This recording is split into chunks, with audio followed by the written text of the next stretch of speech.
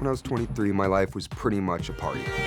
It was that carefree, who cares, nothing makes a difference, what is happening right now is what we're gonna worry about, which was the parties and having fun, and work wasn't really that much of the equation.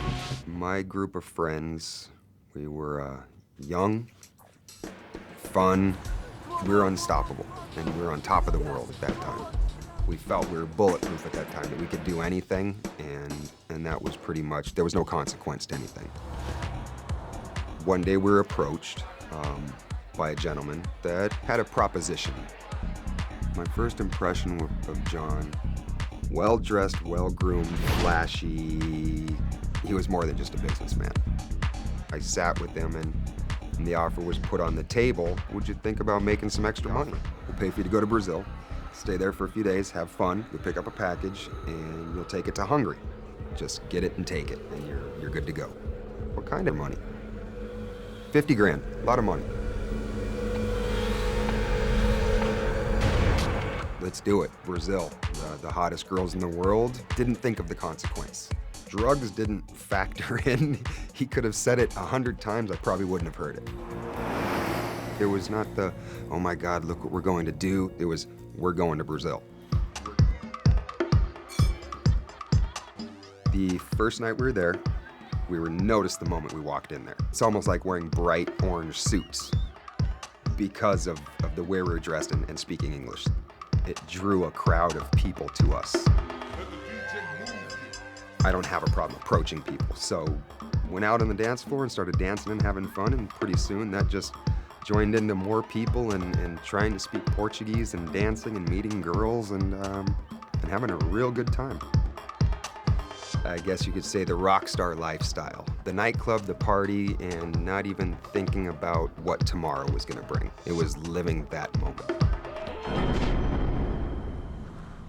Third day, John showed up at the hotel. We're leaving here.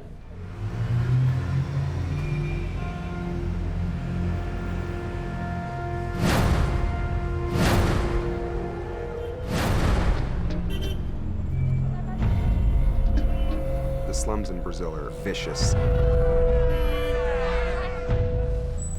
We got out of the car and brushed us up into a room in the hotel. It was just get yourself packed up and ready.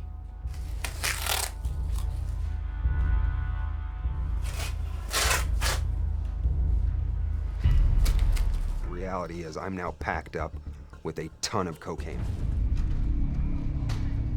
It came time that our flight was gonna be leaving and we had to be getting through the passport area to where you leave the country. We decided to get in line separately. Standing in line, we were keeping an eye on each other.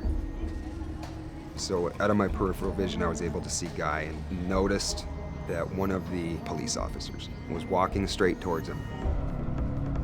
Put his hand on his shoulder and tapped him right under his arm, exactly where the drugs were. The surprise in Guy's face was kind of like, I don't understand.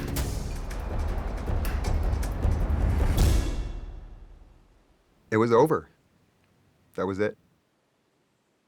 It was a very scary thing. I knew we were in trouble. I was scared because now we were going to the most notorious prison in South America.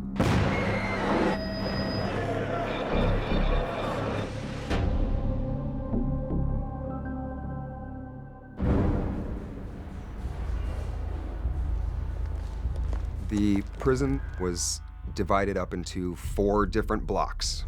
Pavilion 1 and 2, rapists, murderers, some child molesters.